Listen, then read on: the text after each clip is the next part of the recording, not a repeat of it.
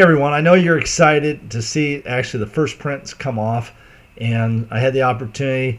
I'm here in a hotel traveling, but I had an opportunity here to put together this really quickly. I've got some video I took last week when I was doing the first prints, and I'd like to share with that and talk you through the process. Unfortunately, I don't have first prints to show, and we're going to talk through that why, and hopefully when I'm back next week I'll be able to try it again. There's been some changes made by Pavel and Thomas, and we'll see if we've corrected the issues that I was seeing. Let me show you some video then that I've captured during this process so you can kind of see what goes on during a print job. Okay, so the start of a new print job really starts very similar to a surface heating analysis. It heats up for 70 minutes. And you can see it heats up the print chamber to about 165. Mine gets to about 165 in about an hour, and then it stays there for another 10 minutes, print chamber. So the whole system is equalizing, getting the temperature, and then at the end of this, then it goes into the bed prep phase. So this is the thermal map. You just see how everything's kind of stabilized here and getting ready for the bed prep phase. All right, so we're at about 10 minutes left. I wanted to kind of show you, not sure if you can see that spot right there.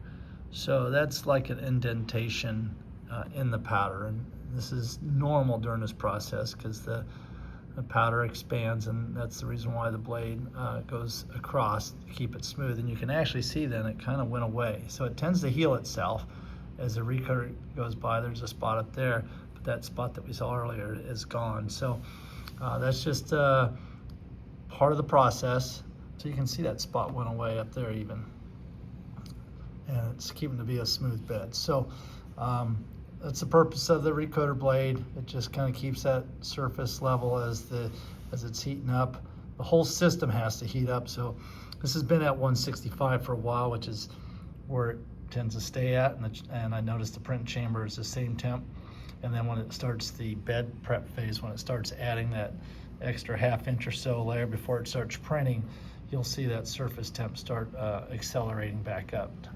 Okay, so here we've got now about a minute before it goes into the bed prep phase. So you'll see 70 to 71 there, and here in just a little bit you'll see it.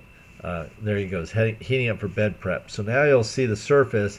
It was at 165, and now the halogen, the heater lights go crazy, and it really accelerates up to about 173.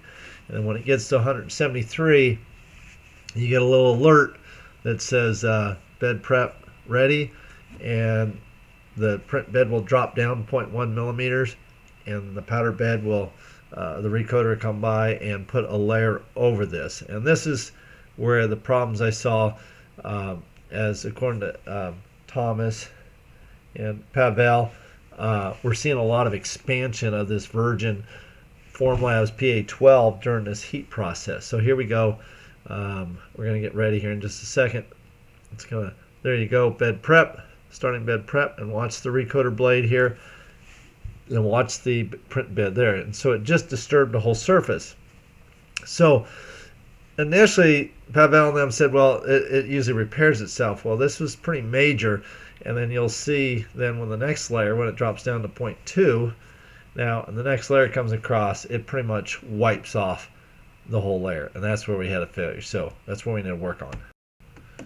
So this is kind of basically when you open up the unit then after that failure, this is what happens. So you can just see it literally wiped off the powder off the print bed, mainly because of that expansion of the powder. Now, you know, we've exchanged messages and talked, Pavel and Thomas and I, and there are several things going on, obviously.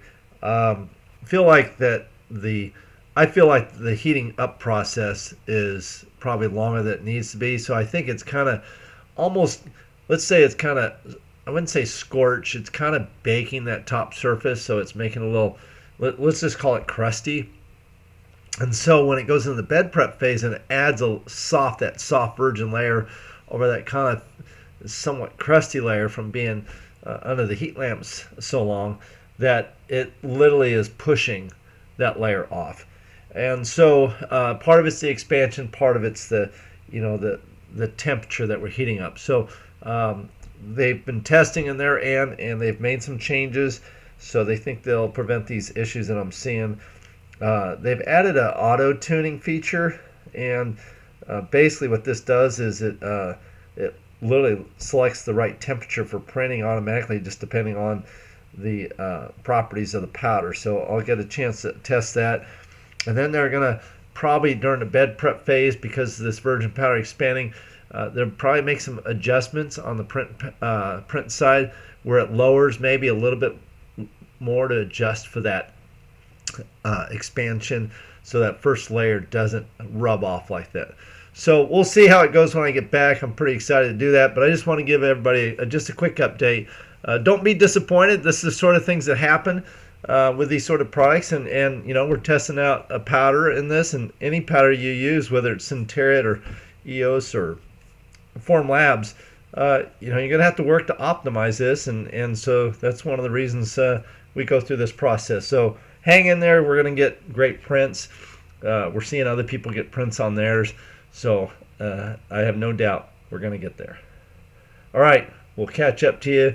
The next video will be of me making real parts.